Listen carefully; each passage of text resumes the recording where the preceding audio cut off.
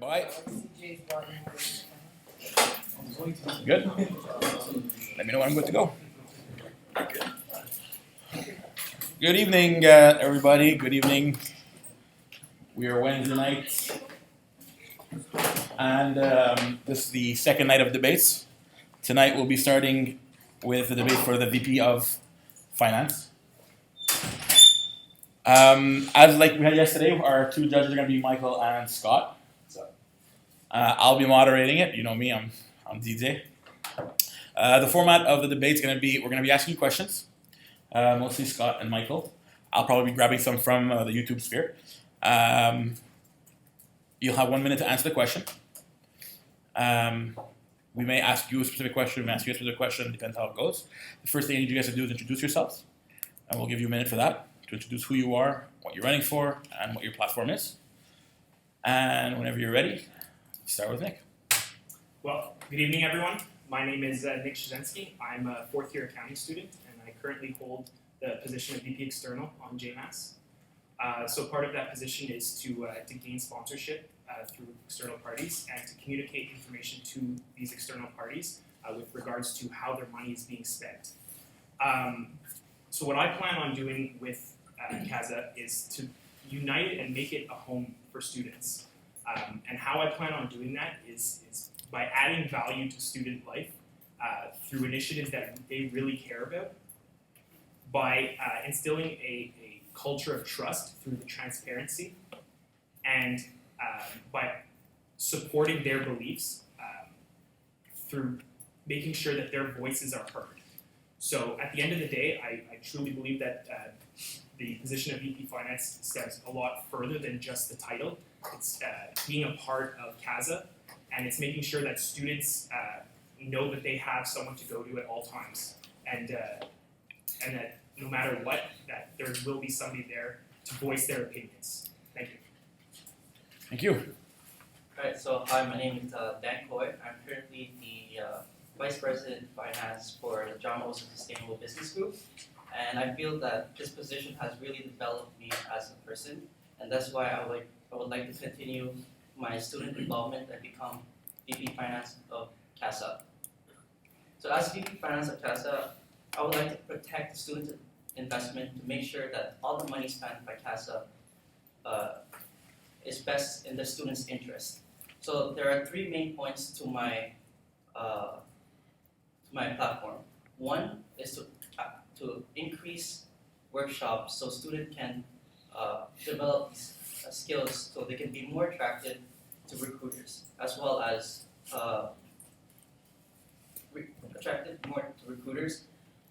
And my second point is to actually reach out more to the students in order to find what they want and build our services based on their values.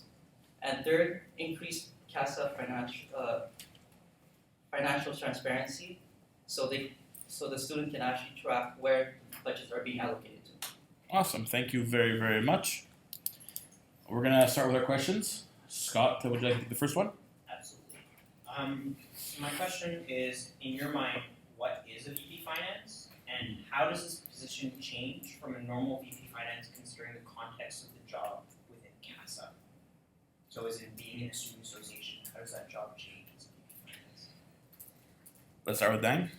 Alright, so Yeah, as 1 my minute. experience as a JHG VP Finance, I only take care of the subs, the actual committee, and create events within the sub, focusing on sustainability. When, as becoming VP Finance of CASA, I will be taking care of all the VP Finance of all the different associations and committees, and making sure that to keep them on track and guide them in a proper manner.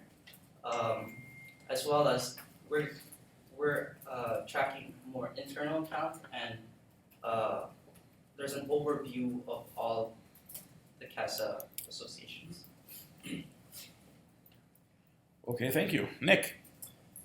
So as a VP Finance, I think the main thing is you're overseeing the finances of CASA and its subsidiaries. It's offering a support role to the subs. So if they have any questions with regards to their budgets or anything finance related, then they have someone to go to a support system. But like I said earlier, I think it's a lot more than that as well. I think it's being the voice for students. It's asking the right questions to the right people so that students get the answers that they're looking for, whether that be financially related or things that matter most to them within the university and Concordia as a whole. It's being the voice for JMSB amongst the entire university. Thank you. Thank you. Michael. I'd like to ask specifically directed questions. Absolutely. So Nick, we'll start with you. In your answer just now, you said that you want to be able to ask the right questions to the right people. What are these questions specifically that you would like to have answered from CASA's finances, and to whom would you ask these questions? Specifically, you mean CASA's finances? Financial position, yes. Well, I think that coming into the position, it's important for me to understand the role and understand the current position of CASA financially. I've had a little bit of a snapshot by T graciously sending me the third trimester budget, but I think it's really working with him to get a better idea of the position that we're in, talking with the finance committee, figuring out the role that they play, understanding how all the gears turn within CASA, and it's really understanding who makes the decisions within JMSB. So that way, if a student has a question, I'm able to go and call the right person at the right to get them those answers they're looking for. Thank you. Thank you. Dan, for you said to one of the pillars of your campaign is to increase workshops, which I think is a very good idea. My concern is that a lot of the subsidiaries have workshops themselves, and one of the reasons why academics is often less focused upon at the CASA level is because you have 14 subsidiaries that work more on the workshop and the academic portion. How will you ensure that by paying for workshops that this isn't cannibalizing on the efforts of subs? No, I actually would like to use a workshop and actually encourage the associations and subsidiaries to increase the workshop levels and actually reach out to the student to know what kind of workshop that they want. For example, marketing. I think there's no workshops on how to do like photoshops or anything. Mm-hmm. I would like to association to take this, and I as a VP Finance, I would like to actually put that as an incentive for them to increase workshops per semester. Okay, thank you. Awesome. Scott, do you have a question, or should I throw it out? What do you see? What do you particularly see the difference between a controller and a VP Finance, and who are these people respectively in CASA? Let's start with Dan. Alright, so as a controller, this is where we looked at through every different subs to make sure that they're doing the right things, providing a standardized template for them to follow. This way we can record and keep track of what they do, and this comes down to being transparent. As a VP Finance, it is very important to foresee any incoming problems, to work really closely with most of the subs, but especially external, to see how much sponsorship we're getting in so we can allocate the budget accordingly. And budgeting events to make sure that we stay on budget and don't end with a deficit. So I believe that the controller is the one who manages really the money of a business. Within CASA, I believe, along with the VP Finance, who makes a lot of the decisions financially, each individual VP Finance from all their subs are, at the end of the day, with their president's guidance, are the ones who make their own decisions. And through the support of CASA and the Finance Committee, they get approval and stuff like that. But as a VP Finance, I think the main role is to support of the subs and their financial decisions, and to make sure and just guide them and make sure that the decisions that they're making are realistic. Okay, thank you. I'm going to ask a question from YouTube.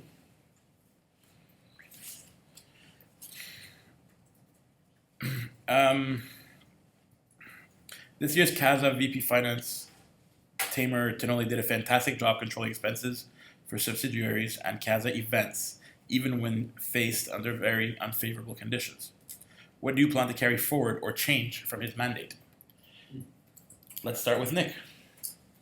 Well, I think I agree. T did do a very good job this year, and I applaud him for that. But I think that working with him going into the future, it's really understanding now that CASA has been able to control its expenses, etc., is helping the subsidiaries find benchmarks for their own expenses, making a guide for subs with benchmarks for expenses, so they know the average hotel to rent a room costs this much. So that way, when they go and they seek to organize events, they have an idea of what they're looking at as far as costs. And I think at the end of the day, what T does well, and I think that I would do very well as well, is having the ability to say no when everyone else is saying yes. So I really strongly believe that I'm a confident person, and when everyone else is saying yes, we should do this, yes, we should do this, I would be the one to say no. Thank you very much. Dang. Right. So what I would like to change for the current VP Finance role is actually to speed up the process of check requisition. I know as a VP Finance of JHG, it is sometimes very hard to wait for this check rec to come in so we can pay who we owe money to. And as VP Finance, I would like to shorten this process within 2 days. Okay, thank you. Scott? Many years ago, CASA had an issue with fraud. How do you, as a VP Finance, ensure that no fraud is occurring, not only with other individuals on your team, but also ensure to the board of directors who you're responsible that fraud is not occurring? Let's start with Danny. All right. So as VP Finance of JHG, I've experienced how to do budget, and JHG is a very different committee compared to the others because we have 3 different boards: the JHG Board of Director, the undergrad Board of Directors, which is CASA, as well as the GMJSA graduate president, the graduate committee. Now, I've met up with all their standards and ensured that there is no fraud. And in order to make sure that other subs are not frauding, it is very important to monitor them frequently and to make sure that where all their money is being spent, and make sure to really check their check rec to see if there's any hidden expenses. Okay, thank you. Nick? Well, I think that always being on alert is a good way to start. I think the mid-year reports is definitely a really good way of understanding where a sub is financially, whether or not there's been any changes to their budget, and where is that seen. But I think also that ensuring that finances are reflected in the presidential performance report, so that way the president is always accountable for how his finances are being handled, and it makes the entire sub responsible because the president puts pressure on his VPs and execs to act in the best interest of all students. Thank you. I'm going to just ask a follow-up. Yes. How do you ensure that you as VP Finance, or how do you ensure to the board that you as VP Finance is trustworthy, and make sure that we have in no way, shape, or form concern about fraud from the VP Finance, who touches the most amount of money, particularly students as well? Nick? I mean, I know we talked a lot about transparency, but I still think that's really the main thing, is keeping an open line of communication between myself and other subs, the students. If a student wants to see financials, then I'm there to look over them with them. If they have any questions, they always have access to it. And most importantly, they always have access to me. So keeping an open door policy at all times, and allowing other subs to ask the questions, that keeps me in check, and it allows me to be able to explain the different financial decisions and where they come from. Sorry, guys, I'm just going to interrupt for a second. Just want to reiterate, Scott asked, what are you going to be doing to ensure that there's no fraud? So things like bank reconciliations, making those public, because it's easy to make, our budget public, but a budget is just an Excel file that anybody can tweak. So Scott's looking for transparency, 100% on the same page with you. What does that mean? How do you create it? How do you be transparent specifically? I think definitely a really good way of doing that is having monthly cash flow statements and making that available to anybody who wants to see it, so that they know where the money's coming from, or where the money is going. Every month there's a trail. So having monthly cash flow statements is definitely a really good way to see where all the money is going, and allowing to keep that transparency. Thank you. Dang. Well, first off, I would like to, for all of the associations and committees, I would BP Finance is a very important role to run their organization. And it is very important for all the presidents to make sure when they hire the BP Finance, they must be guaranteed that this person is very trustworthy, and make sure that they're very proactive. As well as once they are hired, I would also willingly to work really closely with this BP Finance, so to make sure to guide them where they want. If they have any question, I'll be very available for them. So how are you going to avoid the image of being fraudulent? Through all the Excel sheets, what you mentioned, right? So then I would like to always work closely with the accountant and the audit. So this way, it's not only on my responsibility, but it's also their approval as well. And yeah. Thank you. Very good, thank you. Mike, I got a question. Yes. So I'm a big fan of our CASA strategic plan. So, pardon? What did you say? I'm a very big fan of CASA strategic plan, for obvious reasons. One of the points in CASA strategic plan is that associations will get their guaranteed funding, as will committees will get their guaranteed funding, but committees, now that they're under CASA, they'll be eligible for being under CASA's operating budget. And one of the problems that I've seen this year as president is some committees really use every single dollar we give them, whereas other committees struggle to spend anything.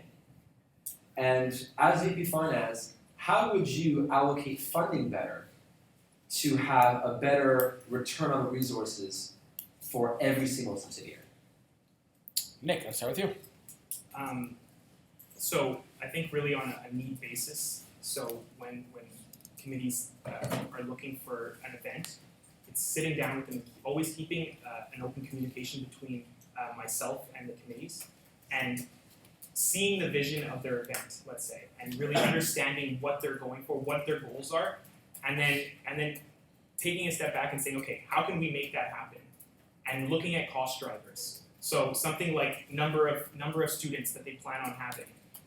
Where is the event being held? Is it at an external event? So really understanding where the money would be going, so that way we can take a look back and say, okay, now how much is this going to cost us? So we have the metrics down.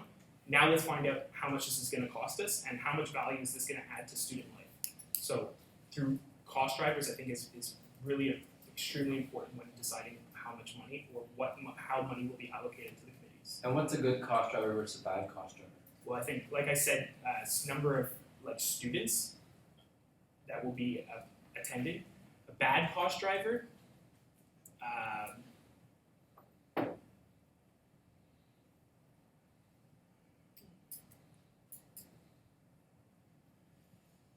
We can come back to it. Percentage of total students. I mean, it's just like an arbitrary number, like just something. I mean, it's really being specific on your cost driver. It's not being broad. It's really having a tangible number. Dang. So I would like to allocate fundings depending on how willingness these associations are ready to give value to the students. So I would like to emphasize on value. Some association might take the money and then may do like very little events each year. Now I feel like it's not fair for an associate like other association that really gives a lot of values for student and versus someone that does not. So these are the type of associations that will be receiving more funds. I'm gonna throw a follow up on that one, Dang. How do you get to define value for the students? Alright, so this comes down to my second point of my my platform. I would like to also really reach out to the student a lot and actually survey them to understand what they want, so we can give exactly like the services and the events that we do that can benefit them, so they can actually like attend to. And again, this also can also be surveys on performance as well. Okay. Thank you. Scott, you have a question? Absolutely. So under CASA's new plan, the VP Finance will have a Director of Finance. What do you see their role being specifically? Like very specifically? Associate vice president. And what type of person would you be looking for to fill that position? Like And- what qualities? You understand the question? Then may I also add a component to that? Absolutely. So, what do you think the associate VP is going to do? What kind of person that person should be? And then, what are you going to do, given that you might be giving some of your roles to your associate VP? Dang, you ready? Yes. All right. Alright, so I would like to look for someone that is very accountable, someone that I can trust, and as well proactive. I don't want that person to wait for a person to have their problem solved. I would like the person to actually take initiative and solve this problem themselves. As well as what they can do is, then again, like I said, I want the checks to be checks process to be sped up. So this is authorizing more people to sign checks. So let's say if Michael Richardson is not available, I and the Director of Finance will be able to sign the checks. As well as just updating the budgets and then being available for other subs as well to help them with their current problems. Okay. Thank you. Nick. So when I'm looking for the next or the new AVP for CASA, I would be someone who's responsible, trustworthy, meticulous, and I really think that they would have to take care of the routine tasks.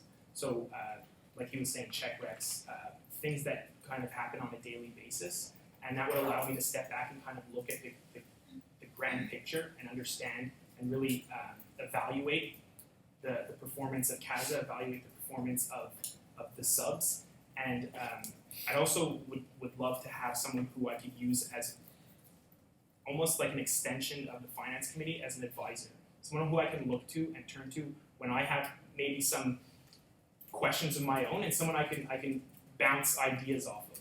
So the most important thing for me is finding someone who I would get along well with.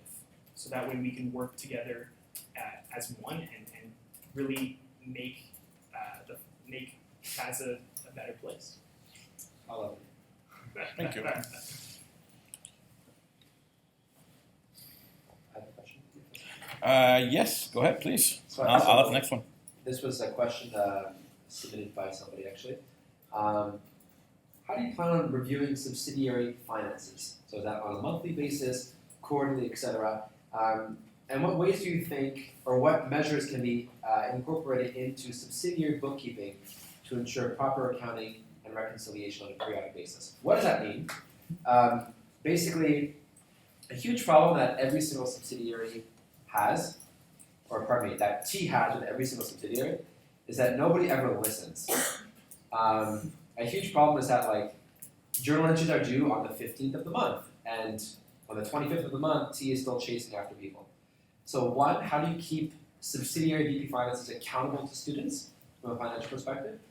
And two, how often do you make them report to the finance committee? Monthly, quarterly, annually, etc. Nick, let's start with you. So, like I said earlier, I really think it's important that the president takes accountability for his team. So, having the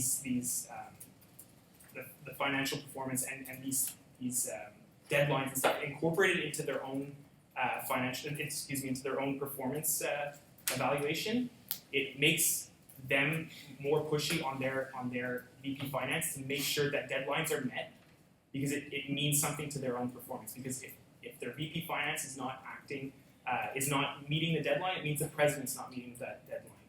So it's holding every sub as a whole accountable, and not maybe just the VP finance. Can you repeat the second part of your question? Can I just ask a clarification first? Yes. When you say incorporated into the president's performance review, is that the CASA president or the president of each subsidiary? The president of each subsidiary. Okay. Yeah.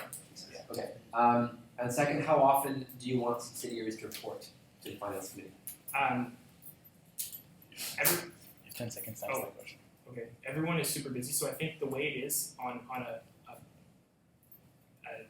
per semester or per trimester during the trimester, and also whenever it's really needed. Thank you.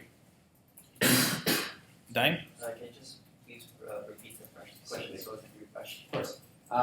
So how do you keep VP finances accountable in terms of submitting their journal entries on time, closing their budgets appropriately, proper budgeting procedures? And second, how often do you want subsidiaries to report to you with, report to the finance committee with an updated budget and forecast? Alright, so as VP Finance at CASA, I would actually like to standardize the budget template, so this way it's very easy to follow, and make it as easy as possible for the VP Finance of CASA, VP Finance of other subs. So it's like it's almost like a dashboard on an Excel sheet, and then just fill it in, and everything's all a link to each other, and make it very easy. I would like to have the reports actually being reported trimesterly, because this is how CASA just operates. Like, we work on semesterly, so during the fall, winter, and summer, and working closely with VP Finance is very crucial, and I would Okay, thank you. I'm going to ask a question from YouTube. You stop me if I'm wrong, I'm not sure if I understand this question completely either. As the non-voting chairman of the finance committee, how will you handle 5 new committees and their unique financial needs in regards to funding for the upcoming year? I don't think that question is entirely relevant. Okay, We perfect. already said that. Didn't we answer Perfect. that? Just wanted to make sure. Perfect. But thank you to whoever submitted that. Here, I have a question, Yes. a situational question.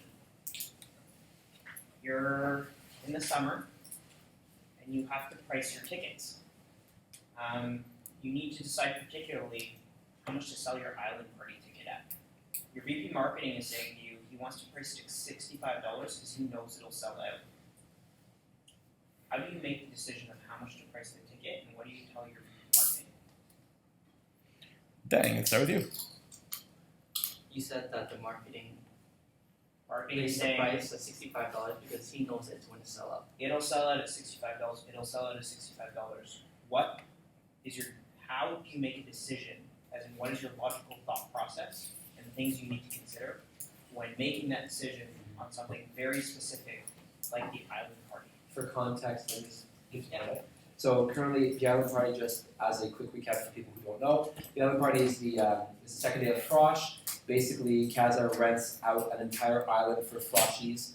It's an open bar event where beer is provided for free, well, for free, incorporated into the price. The current ticket price is $45. That includes food, alcohol, and transportation for the entire day.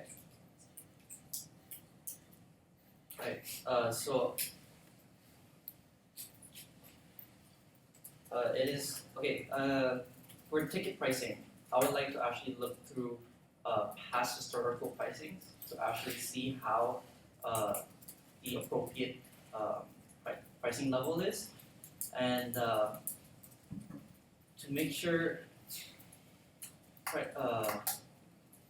demands are being met. I would actually like to break down the ticket pricing into different categories, as in like pre-sale tickets, and then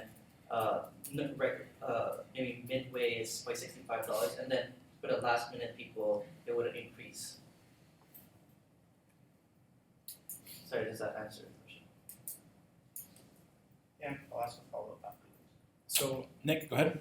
So I think, like Dan said, past years or past measurements and seeing what the price was in the past. I mean, it's a good base.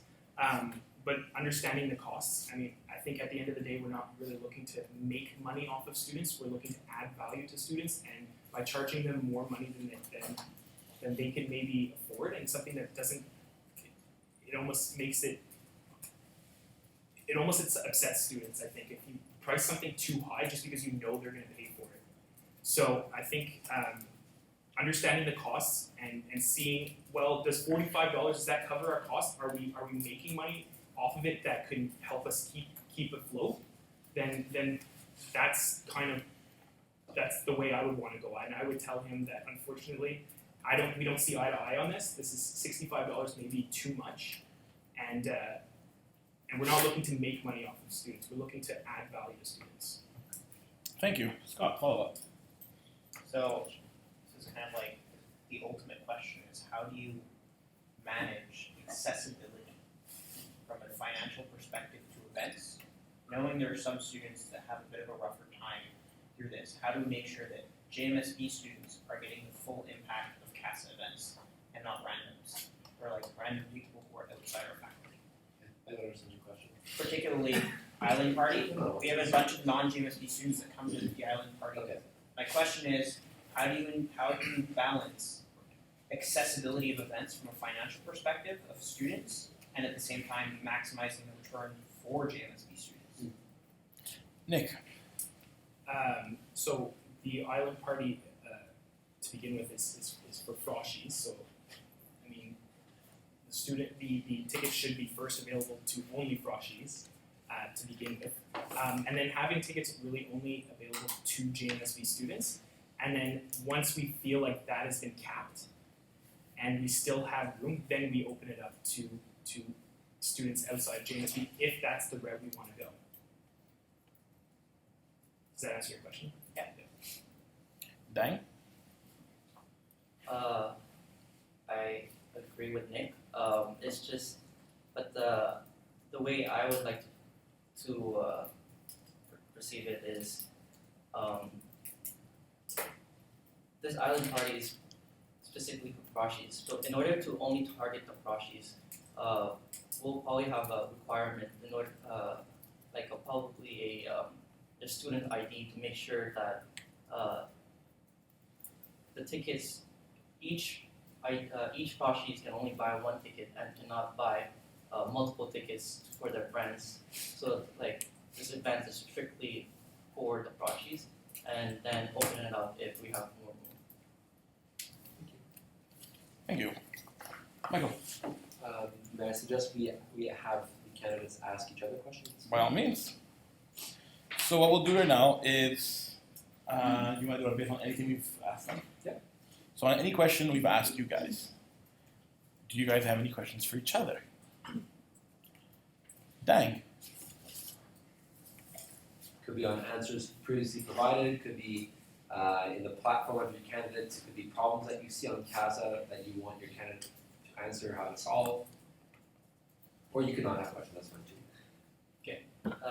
Sorry. Yes, go ahead. You said that you want to increase value to the John Molson school students. Mhm. How are you gonna plan on approaching to increase values for them? I think it's really important to really extend the open door policy past the other subs, but really to all students, so that they know that they have someone that they can go to when they have questions that they want answered. It's making sure that students have access to me and have access to the resources that I can provide to them, and so that they know that they have these resources available. So it's really making sure that students know that CASA is there and that we're here for them. And the reason why CASA is because of them, and it's for them. Do you have a question for that?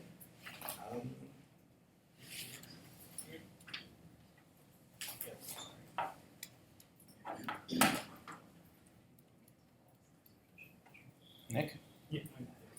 No, I'm okay. you okay? Yeah. All right, Scott. This is another situational question. So, an angry student barges into the CASA office going, "Why in the world do you charge me all this money? How do you justify this?"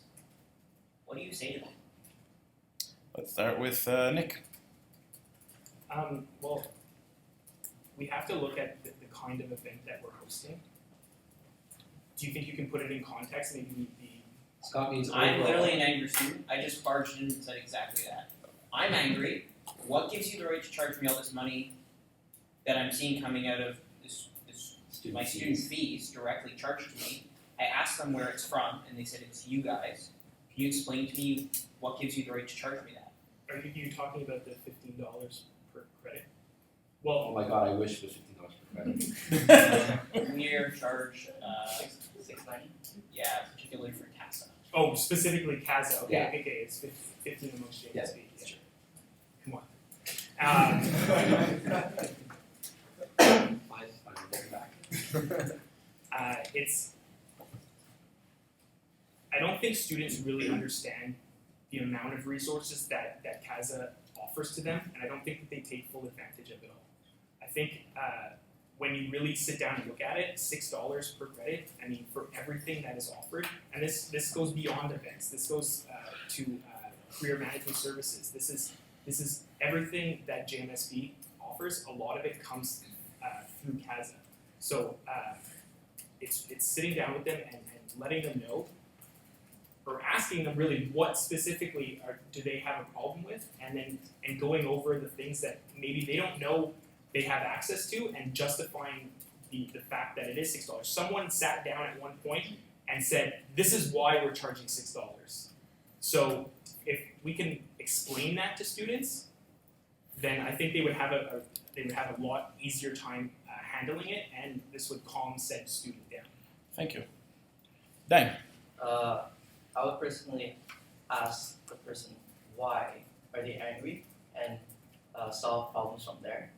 But overall, this all comes down to giving to the student. So again, second point of my my platform, I want to reach out and hear the voice of the John Molson student. So what they want, and then based on our service or event and everything, give based on demand.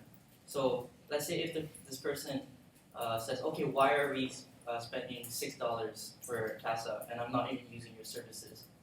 Well, then I would personally ask what is that you want, and then based on that, I would try to accommodate him with the services that we provide. Okay, thank you. Michael. Shit, I had a question and I forgot. That's not the question. You're live Okay. streaming, Michael. Shit. Sorry, Mom. Okay, so while you're thinking about it, No, that's fine. are you okay? I can throw one out if you want. Okay. So far, 3 or 4 times you guys have both said you want to go out and meet the students and see what they want. You guys are both on associations right this year, right? Am I right? Yes. Being on these associations, have you not already done that? Do you not know what students already want? Good point. Can I start? Yeah, go for it. I mean, yes, I agree, but I am on the John Molson Accounting Society, so I appeal to accounting students. I appeal to I know what accounting students want. I know that they're so happy about recruitment, and that they know that they can go to JMAS when they have questions about the CPA program. But John Molson is a lot bigger than that. It's marketing. It's international business. It's all these different majors. So it's really understanding what the other majors are looking for. I know what accounting students want right now, but there's a lot more than that. So so yes, I do agree with you that I am on an association. I know what accounting students want, but I need to know what the rest of the majors are looking for as well. Okay. Dang? Yes, I also agree that the association do know, or specifically know what their targets are. However, most of the people that come in association have a fixed idea of what they want to do. So this way, this is also one of the problems. Instead of coming with a fixed idea, we should reach out to them and ask them what they do, like the students, and then based on the fixed ideas that the executive have, form it and give more to the student. Okay. Thank you. Michael. I have 2 hard questions to ask that I myself have either dealt with this year or have seen last year, or the year before actually. First, in 2012, 2013, on October 30th, I know a lot of people in A this room scary know Halloween about night. Halloween was hosted at Arena. Thank you. It was supposed to be hosted at Arena, and the day before, CASA's alcohol permit gets denied by the régie because the venue is in some court issues or whatever. Circus. Because it was after hours. Because after hours, and anyways, long story short, we could not have the event at that venue, and if we did, it would be like a $1 million fine. So the CASA team had to make a very tough decision. Do we spend an additional $50,000? $50,000 and change venues the night before, or do we cancel the event? The decision that was made was that we spend the extra $50,000, and CASA lost $90,000 on that party. If you were the VP Finance at that time, what would you have done? Dang, your turn to start. I would have canceled the party just because I feel that a Halloween party is it's like a bonding thing, and that adds no academic value to it. And I feel like as a John Molson school business, we should be yes, networking is very important, and bonding as well is also very important to make friends, and this way they can make friends to do group projects and stuff. So what do you say to the 2,700 people who are lined up outside Arena? Circus, excuse me. But wasn't this? Sorry. It was Don't we know this a day before? the day before, so Exactly. I see what you're saying, and I probably also would have canceled it myself. But the issue that I also see from a marketing perspective is 2,700 people are waiting for this party all year. Okay. And yes, it isn't an academic event and it adds no academic value. But one of CASA's main issues is that CASA throws the parties Right. because no one else has the capacity to do so, and that's part of our job. So how would you address that? Weighing the financial and then weighing CASA's brand. Okay, well, I'll first of all refund all the tickets that's been sold, and then second, make a different party that people would be expecting as big as the Halloween party later on a later date. Can I have to ask a follow-up to that? Yeah, sure. Can you guess? You want to let Nick answer first?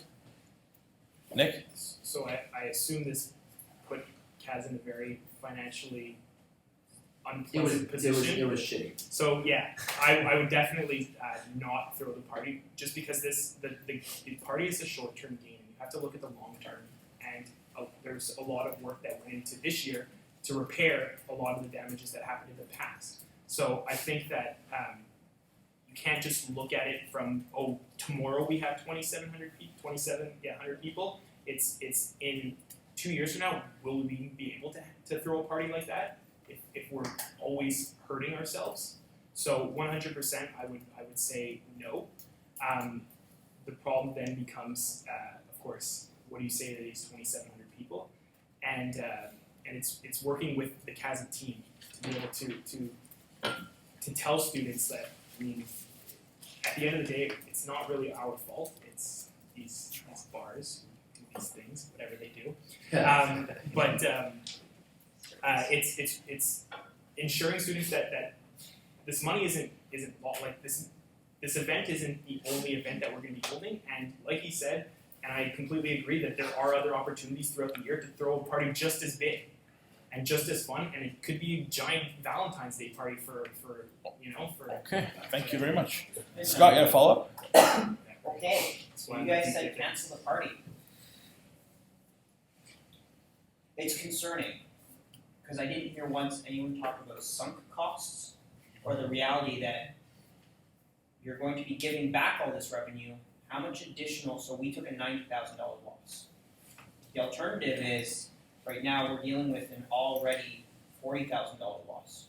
Refunding all the tickets? How much more expenses are we incurring? Like, my curiosity is, what is your actual financial analysis of this? Because I would not have canceled it. based on the sunk costs. Okay, Let's start with Nick, because you started before, Nick. Run me through your numbers and your logic behind it. All the information was given to you. Yeah. This was like a math question. And it's a good one. So break it down for us. You're the finance guy. You should be able to do this in your sleep. I think that the sunk costs that are incurred. I mean, the $50,000 hit, which ended up being $90,000. I think it outweighs a lot of the sunk costs. I mean, if you're looking at it from a long-term perspective, like I said, I mean, it puts you in a very tough situation down the line when it comes to deciding on other events and stuff. So, finding a way to reduce costs in future events and still hosting a large-scale party, but having it financially more efficient to be able to maybe not recover all of the costs, but at least some of them to be able to justify canceling the event. And this allows you to not have a $90,000 loss, and maybe it would be $30,000 or $25,000 loss. I think that's a lot better than a $90,000 loss, and I think you would agree. You want the dang answer? Oh, yeah. Dang, go ahead. right. So, can I ask you the $40,000 sunk cost? What is that like incur? Like, is that the venue cost, food? It's money that's already been spent. Period. Yeah. It doesn't really matter. Like the venue we would have probably gotten back had we sued them. But like the alcohol, for example, that was definitely a sunk cost. Okay, well the alcohol can be kept for later events. No, because it has to be delivered to the venue itself. Because it's tagged under Quebec law. It's registered to be delivered at a venue. And so like we literally be giving the alcohol to the venue. But like it's like $40,000 of sorry. Can we sell this to the venue? Isn't this? Sorry. No, it's $40,000 of miscellaneous sunk costs. That's For the purpose of this question, $40,000 is $40,000 you've lost, Okay. regardless of what you do. Doesn't matter. Forget the specifics. It's like labor, decor. Well, no, but like decor was like $21,000. Paying the people was another 6 or 7, like stuff like that. Like you decorated the venue, it's ready to go, and then there was just no party. Okay, well, I would like, try to recover what we can. Can recycle for later events. But like he says, we have to look at the long-term gains and make sure that we do not think short-term, because in the end, it's always better to take a smaller loss than a big loss.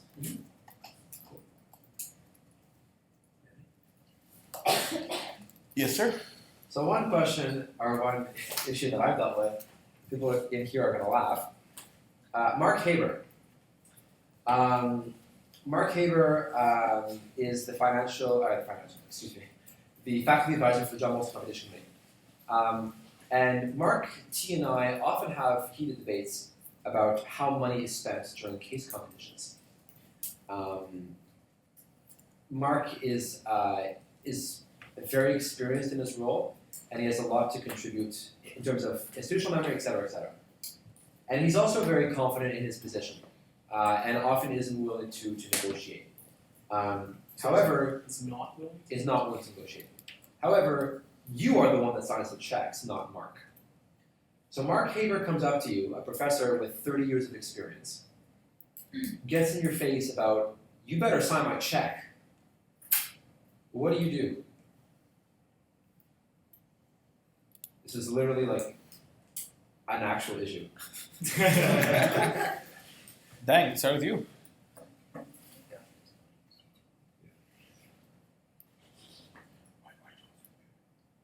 And just to clarify, this is something that we have a disagreement on, I assume. Yes. So Dang, let's start with you. Do you understand the question? Okay, so as a JMCC has brought John Molson a very good reputation. We are very known as a very fast-growing business school throughout Canada, and thanks for Mark, who's been a coach to all these success teams that have been winning all the competition.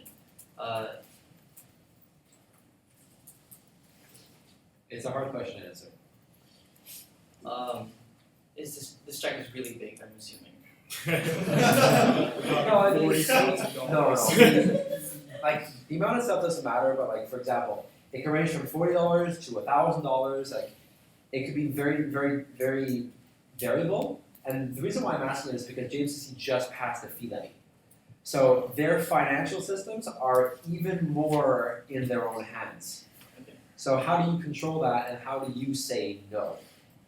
So I would work closely with the JMCC PP finance to make sure, try to cut as much cost as possible, like so Mark doesn't buy useless things. He's watching this. He I'm only kidding. doesn't have a computer. I'm kidding. Thank you, Nick.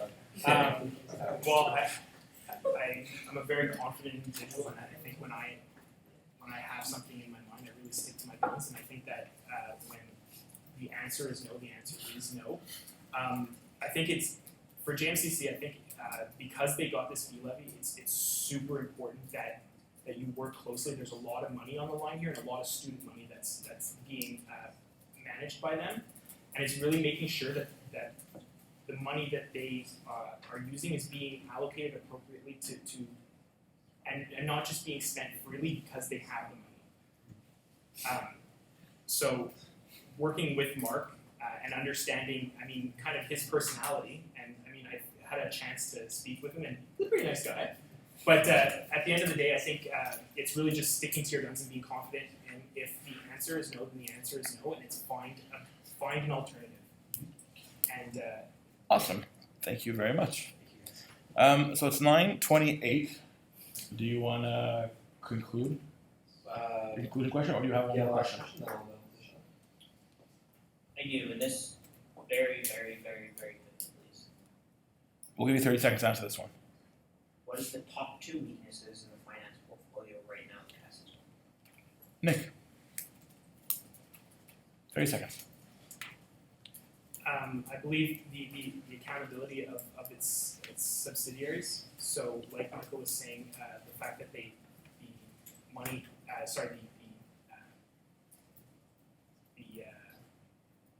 Financial reporting, budgets, journal entries. the journal entries aren't being handed in on time. I think that's a major issue that needs to be addressed. And secondly,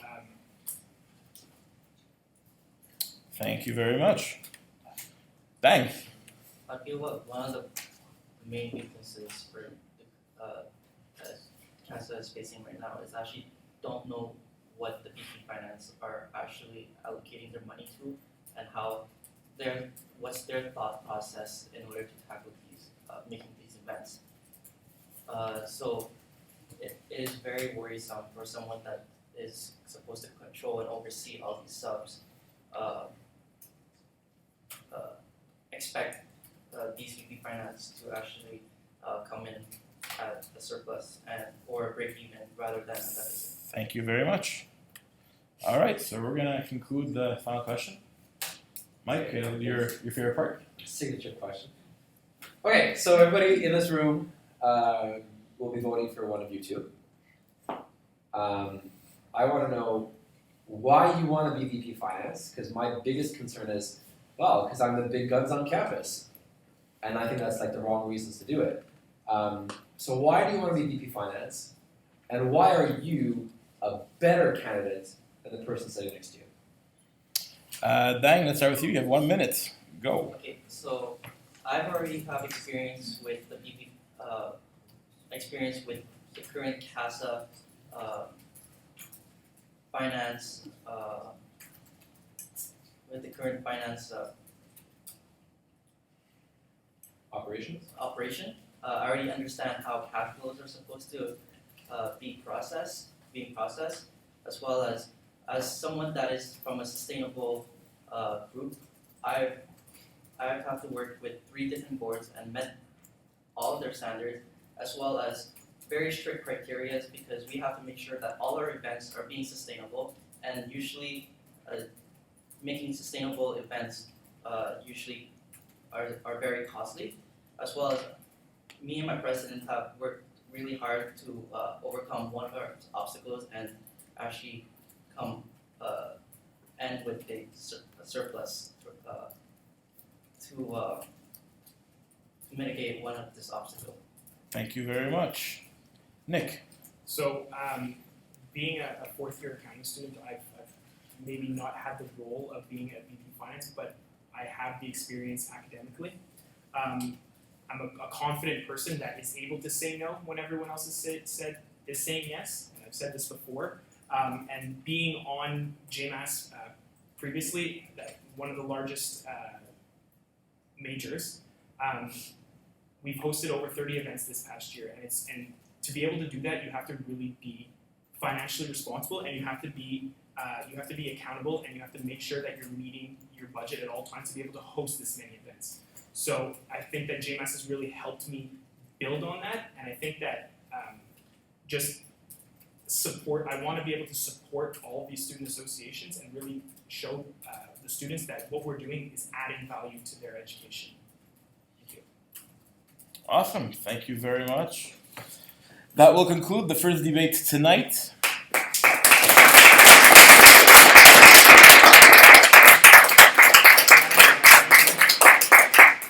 Well, they didn't let me tell them to stand up and shake hands. They did it by themselves. That's fantastic. So I have nothing else to say, so thank you very much. And stand by. We do it again. No, it's okay. Once is enough. So stand by, stay tuned. Thank you for the great questions. Stand by for the next debate, which will be the president of JMIBA. Keep the great questions coming in. Thank you very, very much.